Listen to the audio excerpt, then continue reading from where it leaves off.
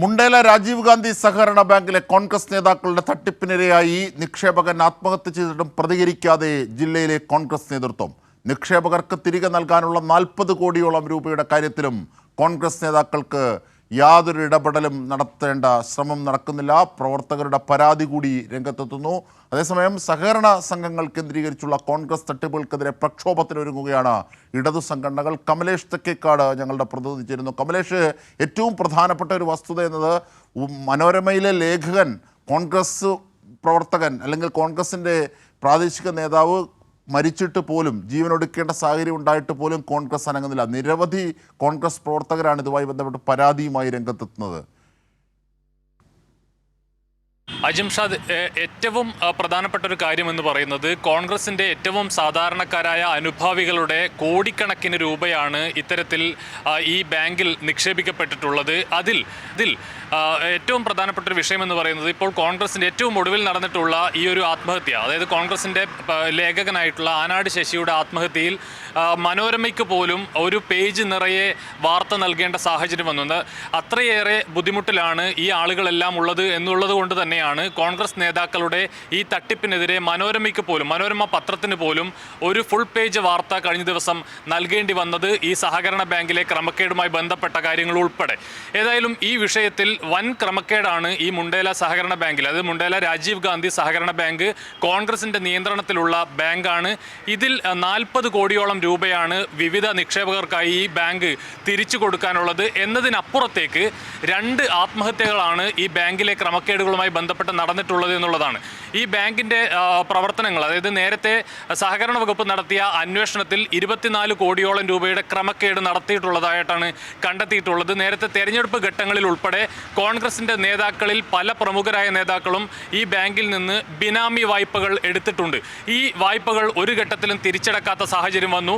ബാങ്കിൻ്റെ ഈ ആദ്യം ആത്മഹത്യ ചെയ്ത ബാങ്കിൻ്റെ പ്രസിഡന്റ് ഉൾപ്പെടെയുള്ള ആളുകൾക്ക് ജീവൻ നഷ്ടപ്പെടേണ്ടി വരുന്ന സാഹചര്യത്തിലേക്ക് പോലും കാര്യങ്ങൾ എത്തുന്നത് ഈ നേതാക്കൾ ക്രമക്കേട് നടത്തിയ തുക തിരികെ നൽകാത്തതും അതിൻ്റെ ഭാഗമായി ഈ ബാങ്കിൻ്റെ പ്രവർത്തനങ്ങൾ നിശ്ചലമായി പോയതും, പിന്നീട് സഹകരണ വകുപ്പ് രജിസ്ട്രാർ ഈ ബാങ്കിൻ്റെ ഭരണസമിതി പിരിച്ചുവിടുകയും ഒക്കെ ചെയ്യുന്ന ഒരു സാഹചര്യത്തിലേക്കാണ് കാര്യങ്ങൾ പോകുന്നത്.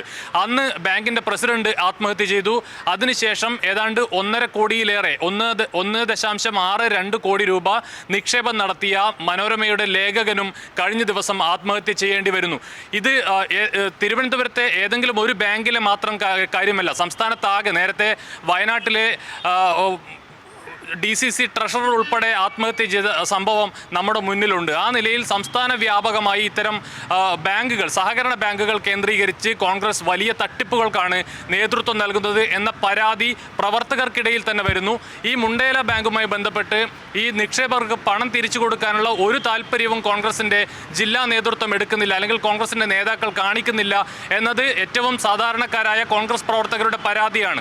അവർക്കാണ് വലിയ തോതിൽ പണം നഷ്ടപ്പെട്ടിട്ടുള്ളത്. പക്ഷേ ആ പരാതികൾ മുഖവിലക്കെടുക്കുന്നില്ല, പണം നിക്ഷേപകർക്ക് തിരിച്ചു കൊടുക്കാനുള്ള ഇടപെടൽ നടത്തുന്നില്ല.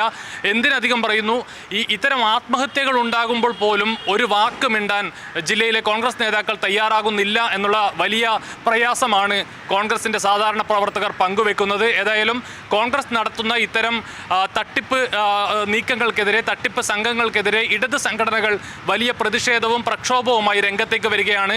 കഴിഞ്ഞ ദിവസം DYFI ഈ ആനാട് ശശിയുടെ വീട് സന്ദർശിക്കുകയും ഈ ക്രമക്കേടുമായി ബന്ധപ്പെട്ട് കൃത്യമായ അന്വേഷണം നടത്തണമെന്നും ഈ ആത്മഹത്യ സംബന്ധിച്ചും സമഗ്രമായ അന്വേഷണം നടത്തണമെന്നും ഉള്ള ആവശ്യം DYFI മുന്നോട്ട് വെച്ചിട്ടുണ്ട്. ഇന്ന് വൈകിട്ട് 5 മണിക്ക് CPIMൻ്റെ നേതൃത്വത്തിൽ വലിയ പ്രക്ഷോഭം ഈ മുണ്ടേല സഹകരണ ബാങ്കിലെ ക്രമക്കേടുമായി ബന്ധപ്പെട്ട് നടത്തുകയാണ്. ആ നിലയിൽ ഇടത് സംഘടനകൾ കോൺഗ്രസിൻ്റെ ഈ തട്ടിപ്പുകൾക്കെതിരെ സജീവമായി വലിയ പ്രക്ഷോഭവുമായി രംഗത്തേക്ക് വരുന്ന സാഹചര്യമുണ്ട്. പക്ഷേ അപ്പോൾ പോലും ഇത്തരം തട്ടിപ്പുകൾ നടക്കുമ്പോഴും, ഇത്തരം വലിയ പ്രതിസന്ധി ഉണ്ടാകുമ്പോഴും, ആളുകൾക്ക് ജീവൻ നഷ്ടമാകുമ്പോഴും ഒരു അക്ഷരം, ഒരു വരി പറയാൻ ജില്ലയിലെ കോൺഗ്രസ് നേതാക്കൾ തയ്യാറാകുന്നില്ല എന്നതാണ്. പക്ഷേ ഇതുമായി ബന്ധപ്പെട്ട വലിയ പ്രതിഷേധത്തിന് CPIM അടക്കമുള്ള ഇടത് സംഘടനകൾ രംഗത്ത് വരുന്നു. കാരണം മനുഷ്യന്റെ ജീവൻ പോകുന്നു, സഹകരണ പ്രസ്ഥാനങ്ങളുടെ യശസ്സിനെ കെടുത്തുന്നു, കോൺഗ്രസ് വ്യാപകമായി അഴിമതി നടത്തുന്നു.